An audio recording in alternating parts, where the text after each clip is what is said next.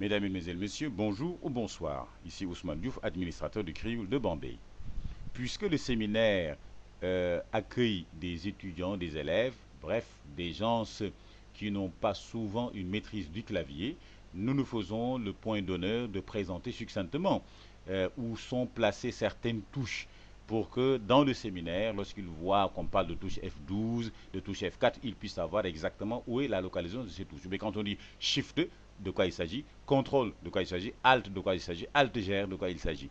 Alors, dès que vous regardez d'abord la touche Escape, lorsque vous ouvrez une boîte de dialogue, en appuyant sur Escape, la boîte de dialogue disparaît. Ces touches-là ont un rôle particulier. Ce sont appelées les touches fonctions F1, F2, F3, F4, F5, F6, F7, F8, F9, F10, F11, F12.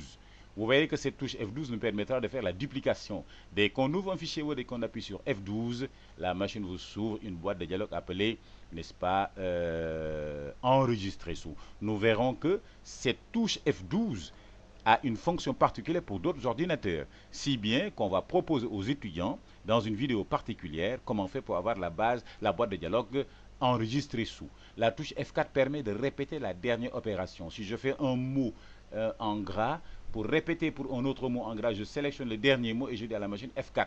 La machine va mettre en gras, n'est-ce pas, le dernier mot. C'est une touche dont le rôle permet de répéter la dernière fonction appuyée.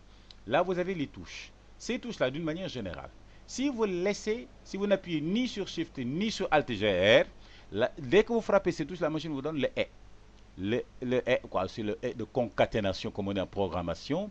Et ça, c'est le E majuscule, accent aigu.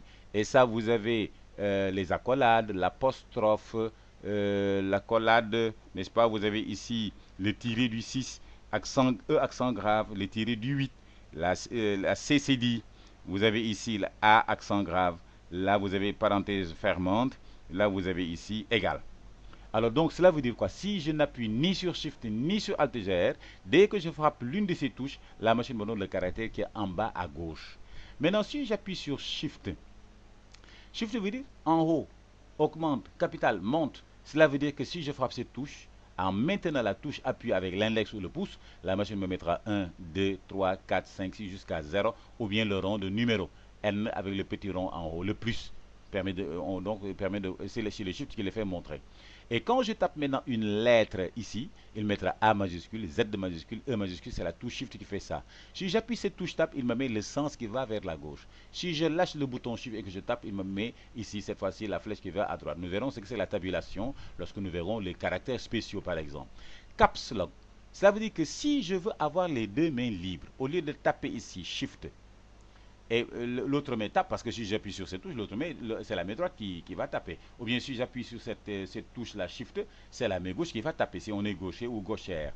Maintenant, si j'appuie sur Caps Lock en appuyant, il y a une lumière, un bouton qui s'allume quelque part pour dire attention. Maintenant, tout ce que vous toucherez, ce sont les 1, 2, 3 qui sortiront, c'est la flèche en haut qui sera privilégiée et c'est les lettres majuscules. C'est ce qu'on appelle le Caps Lock verrouillé, le majuscule. La lettre majuscule plutôt. Alors maintenant, quand je tape sur Alt GR, j'appuie et je maintiens. Au lieu d'avoir un 1, ou bien le E, ou bien le 2, ou bien le X, la machine va vous montrer ici un petit tiré. Si vous appuyez sur Alt GR, la machine vous donnera le dièse, l'accolade qui s'ouvre, le crochet qui s'ouvre, le tiré, ce qu'on appelle le tiré vertical. Là, vous avez une sorte d'apostrophe. Là, c'est anti-slash, c'est l'opposé de ça.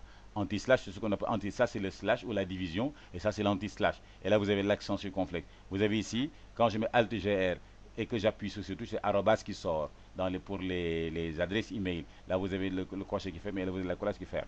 Cette touche-là permet d'effacer un caractère. On l'appelle effaceur de caractère, mais à gauche. Celui-là, c'est l'effaceur de caractère, mais il efface des caractères de droite. Lui, il efface à gauche, lui, il efface à droite. Ce bouton, je vous conseille de ne pas le toucher. Parce que si vous l'appuyez, tout ce que vous tapez dans un texte va effacer ce qui existait dans le texte. On l'avait l'insert. C'est pour la raison pour laquelle il ne faut pas y toucher. Cette touche-là, c'est la touche début. Quand on est sur une ligne début, et ça, c'est la fin de ligne, début de ligne, fin de ligne. Mais si je maintiens la touche CTRL appuyé, ça me donnera début de document, fin de document. Quand je me déplace page écran, page écran, j'appuie sur cette touche. Et là, nous le verrons dans les déplacements. Et là, c'est ce qu'on met page down, page up. Voilà. Là, ce sont des touches de direction très utiles. Sur Internet, quand j'appuie, dès que je suis sur Internet, en appuyant sur cette touche-là, la machine me fait surfer sur les pages. Et quand j'ai cliqué, il me fait surfer vers le haut. Alors, ces touches-là me permettent de me déplacer. Nous verrons tous, c'est tout, on l'appelle les touches de direction fléchées. Vous avez une touche contrôle ici, une touche contrôle là. Vous avez un shift à gauche, shift à droite, au cas où vous êtes simplement gaucher ou droitier. Alors maintenant, quand vous pouvez avoir aussi à taper. Si vous tapez directement ici, 1, 2, 3, là va s'afficher à l'écran. Cela veut dire que la machine, dès l'allumage, va verrouiller ce qu'on appelle le pavé numérique. Mais si vous tapez que vous n'avez pas le 1, sachez que ce bouton n'a pas été activé. Appuyez dessus pour avoir les 1, 2, 3, c'est beaucoup plus pratique. Ça, c'est la touche entrée si vous êtes dans le pavé numérique. Et ça, c'est la touche entrée lorsque vous voulez créer un nouveau paragraphe. Donc, entrée pour paragraphe, donc quand vous tapez du texte, vous faites entrée. Il est plus facile d'avoir entrée ici. Tandis que là, quand vous tapez des chiffres, surtout dans Excel, il est bon d'avoir. Ça, c'est le plus, ça, c'est le moins, ça, c'est la multiplication, c'est l'étoile, et ça, c'est la division. Les 4 opérations, quoi, comme on a l'habitude de voir. Ça aussi, ça permet de faire supprime quand je suis dans un texte, mais ça introduit un point ou bien la virgule lorsque je serai sur Excel. Alors, ne tapez pas souvent sur ce bouton insérer en minuscule. C'est la même fonction que ça insère qui est là. Alors ça permet des fois, je l'ai déjà vu.